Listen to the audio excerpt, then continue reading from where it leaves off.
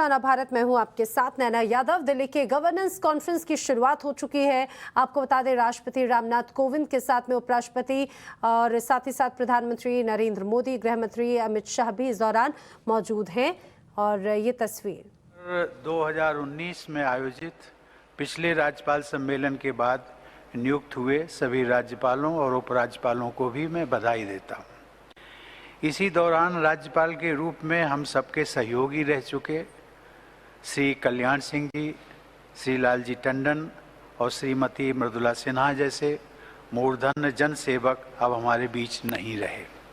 सार्वजनिक जीवन में अपने योगदान और व्यक्तित्व से राज्यपाल के पद को विशेष गौरव प्रदान करने वाली इन सभी विभूतियों का मैं सादर स्मरण करता हूँ।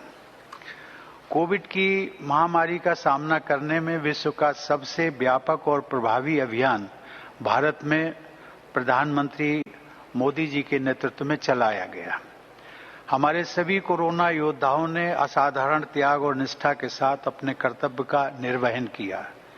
सरकार की अभूतपूर्व पहल एवं हमारे वैज्ञानिकों और उद्यमियों के प्रयासों के बल पर देश में वैक्सीन का विकास और विशाल पैमाने पर उत्पादन संभव हो सका है। आज 108 करोड़ से भी अधिक वैक्सीनेशन करके देशवासियों को महामारी से बचाने के अभियान में हम तेजी से आगे बढ़ रहे हैं। इसके साथ ही हम विश्व समुदाय की सहायता भी कर रहे हैं। भारत की वैक्सीन मैत्री पहल की सराहना विश्व स्तर पर हो रही है। इस सम्मेलन के प्रतिभागियों के लिए यह संतोष का विषय है कि कोविड की आपदा का सामना करने में राज्यपालों ने भी अपना सक्रिय योगदान किया। लॉकडाउन के आरंभ होने के 2 दिन बाद ही 27 मार्च 2020 और उसके बाद 3 अप्रैल को मैंने और उपराष्ट्रपति जी ने राज्यपालों के साथ राज्य स्तर पर किए जा रहे उपायों पर चर्चा की।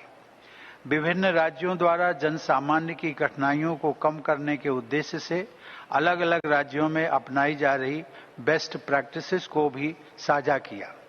अनेक राज्यों ने दूसरे राज्यों के अच्छे प्रयासों को अपनाया।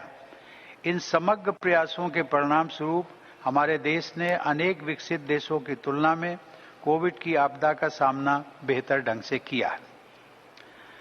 मित्रों, अनेक वैश्विक मुद्दों पर भारत की संकल्पबद्धता और क्षमता की सराहना विश्व समुदाय द्वारा की जा रही है। हाल ही में, जैसा कि गृह मंत्री जी ने भी उल्लेख किया, 5 प्रमुख लक्ष्य तय किए हैं। उनका मैं उल्लेख करना चाहूँगा। वर्ष 2030 तक देश की नंबर 1 नॉन फॉसिल ऊर्जा उत्पादन क्षमता को 500 गीगावाट तक पहुँचाना।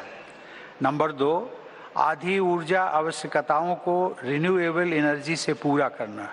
नंबर 3 प्रोजेक्टेड कार्बन एमिशन में 1 बिलियन टन की कमी करना। और नंबर 4 अर्थव्यवस्था की कार्बन इंटेंसिटी 45% से भी कम करना। इसके साथ ही वर्ष 2070 तक नेट जीरो एमिशन का लक्ष्य हासिल करना। ये हमने 5 लक्ष्य रखे। विश्व पटल पर व्यक्त किए गए इन राष्ट्रीय लक्ष्यों को कार्य रूप देने में आप सभी अपनी प्रेरक भूमिका निभा सकते हैं। राज्य सरकार तथा सभी जनप्रतिनिधियों के बीच जागरूकता बढ़ाकर आप इस दिशा में महत्वपूर्ण योगदान कर सकते हैं। कुलाधिपति के रूप में आप सभी होते हैं अपने स्टेट यूनिवर्सिटीज़ के, you happen to be the chancellor.